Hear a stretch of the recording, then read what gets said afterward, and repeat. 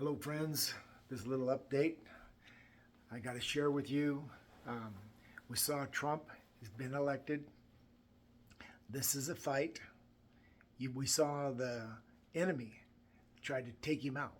Like when the bullet is coming right at it between his eyes, he suddenly, what did he do? He turned and then the bullet nicked him in the ear. Because it was right here, then the bullet hits the ear. Perfect timing. God protected him. But the fact is, we witnessed the enemy wanted to take him out. The fight is on. And then he stood up and he goes, fight, fight, fight. And he did. And he is a fighter. And he's fighting and he fought hard and he campaigned hard and he won. He's got the election.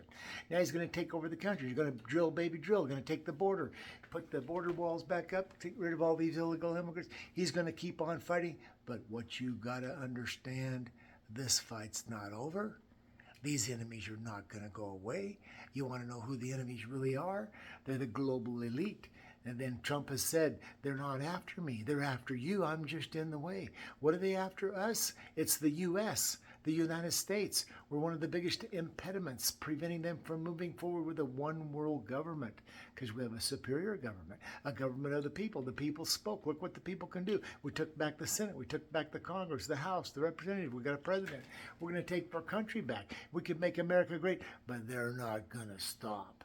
You got to understand, this is the prophecy time of the end prophesied in Matthew 24, where Jesus said, when you see what we're seeing wars, rumors of wars, nations rise against nations. It's the beginning of birth pains. So guess where we are? We're like a woman who's about 15 hours into contractions. There's going to be a continuing, escalating military hostility.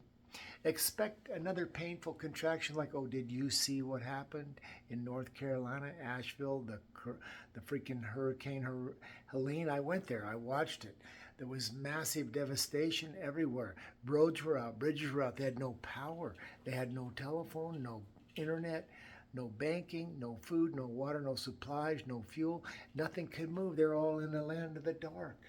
This is coming because this enemy's not going to stop. There's going to be an escalation of hostility continuing militarily. And this is all part of God's plan, by the way, because his birth pains give new life. There's a new birthing of a new age coming. Never give up hope. Understand, this is God's plan. It's part of his plan, and judgment comes, but it's coming on the wicked. It says repeatedly, tell the righteous it'll be well with them. They'll enjoy the fruit of their deeds, but bread and water is going to be scarce. So what do? The righteous gather and stock up supplies of bread and water, which is what the people in Asheville needed to have done, so that when the devastation occurred, then they would have been just fine. But see, Isaiah 33:8 is talking about it. It says, brave men will cry in the street, highways will be deserted. There's going to be no travelers on the road. That's EMP. Klaus Schwab talks about it. Google, YouTube, Klaus Schwab cyber attack. He talks about it on July 8th, 2020, at the end of COVID. And he tells his own people, you're paying insufficient attention to the frightening scenario. Brings a complete halt to power supply and all that he's talking about. And he tells them to take a lesson from COVID and to improve their unpreparedness.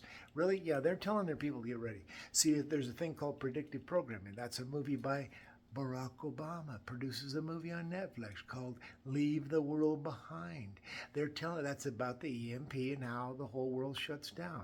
Asheville has given us a gift of witnessing what it's like to have sudden destruction come and your whole life is over and you're in the land of the dark and there's no lights anywhere. And that's in the song Stand By Me that says, and when the song Stand By Me, we have all heard it. And when the night has come and all the land is dark, the moon is the only light that you see. It says, will you be afraid? Will you stand by me?